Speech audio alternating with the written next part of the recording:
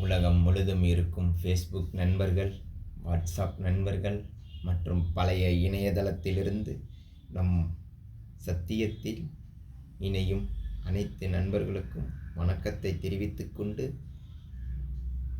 August 1 உலக தாய்ப்பால் தினம். வாழ்க்கையில்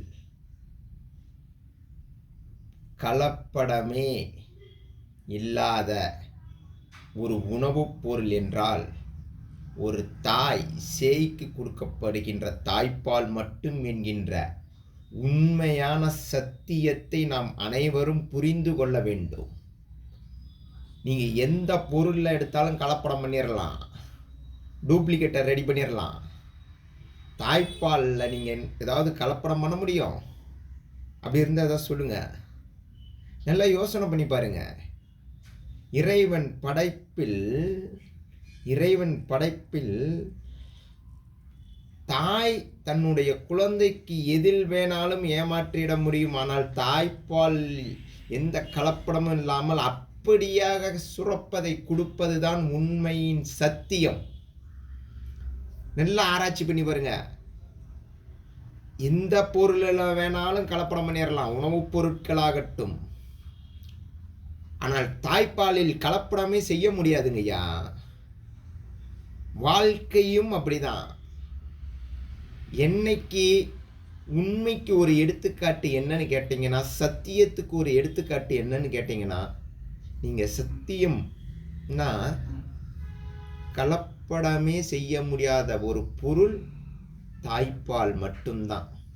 நீங்கள் எல்லா உணவு ஆகட்டும், ஒரு சாப்பாட்டு அரிசி ஆகட்டும், ஒரு வெளியே வாங்குகிற பாலாகட்டும், தயிராகட்டும், மோராகட்டும், எதையோ வரும்போது அதுக்கு ஈக்குவல்ஸ் ஏதாவது கொண்டுட்டு வந்துட முடியும். ஆனால் இந்த தாய்ப்பாலில் கலப்படம் செய்ததாக எனக்கு தெரிந்தவரை வரலாறில் இடமே இல்லை. நேரடியாக எந்த பாத்திரத்திலும் வைத்து தாய் தன் குழந்தைக்கு பால் கொடுப்பதில்லை. எந்த ஒரு பொருளிலேயோ வைத்து கொடுப்பதில்லை.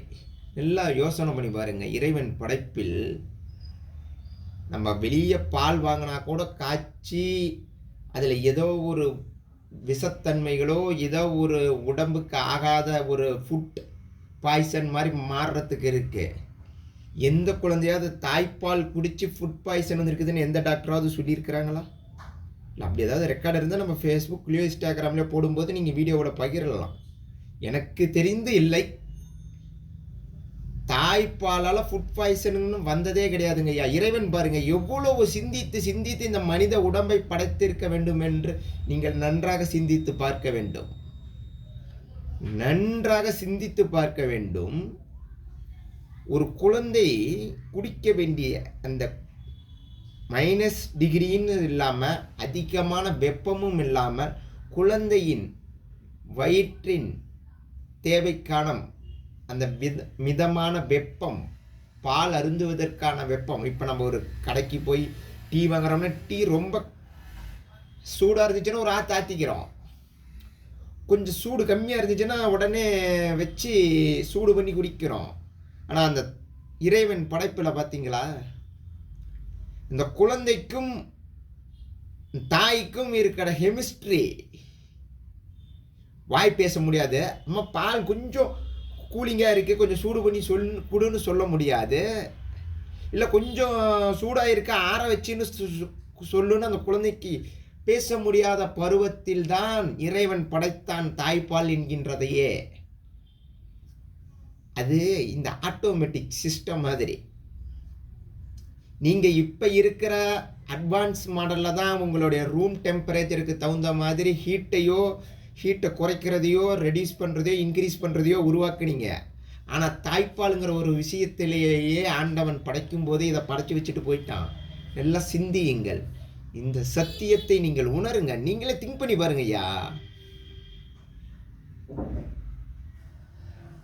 நீங்களே திங்க் பண்ணி பாருங்க. ஒரு குழந்தை பிறந்த குழந்தை அம்மா என்று அழைக்கிறது என்றால் அவள் கலப்படம் இல்லாமல் கொடுக்கின்ற அவள் தாய்ப்பால் பார்த்ததுக்கு அப்புறம் தான். இந்த பட்டிக்காட்டுலாம் ஒரு பழமொழி சொல்லுவாங்க, நீங்க கேள்விப்பட்டிருப்பீங்க. 100 மந்தையில ஆடு இருந்தாலும் வளர்த்தவனுக்கு தெரியும் அந்த ஆடு என் ஆடுதான்னு. ஆனா நீங்க புதுசா போய் பார்க்குறவங்களுக்கு யார் அந்த ஓனரு, யார் வளர்த்தனவங்கன்னு தெரியாது. ஆனா அந்த ஆட்ட பார்த்ததும் சொல்லிவிடும், இந்த ஆடு நான் என்னுடைய ஆடு அப்படின்னு. அந்த மாதிரி மொழி பேசத் தெரியாமல் பார்க்கின்ற பார்வையாலே தன் தாய் வந்து விட்டாள் என்கின்ற அந்த அப்படியே நீங்க நிறையா பேர் தூக்கி கொஞ்சுவீங்க இந்த குழந்தைகள. உடனே தாய் வந்து ஒண்ணுமே பண்ண மாட்டாங்க. அப்படி கொஞ்சும்போது இயற்கையாகவே அந்த குழந்தைகளுக்கு ஞாபகம் வந்து எத்தனை பேர் உங்க அனுபவத்துல நீங்களே பார்த்திருப்பீங்க. இதுதான் தாய்ப்பாலின் ரகசியம். நன்றாக புரிந்து கொள்ளுங்கள். கலப்படமில்லாத ஒரு தினம் என்று இதை அறிவித்து விடலாம். கலப்படமே செய்ய முடியாத ஒரு உணவு பண்டம் எது என்றால் தாய்ப்பால் மட்டும்தான். மீண்டும் ஒரு சத்தியத்தில் இணைவோம்.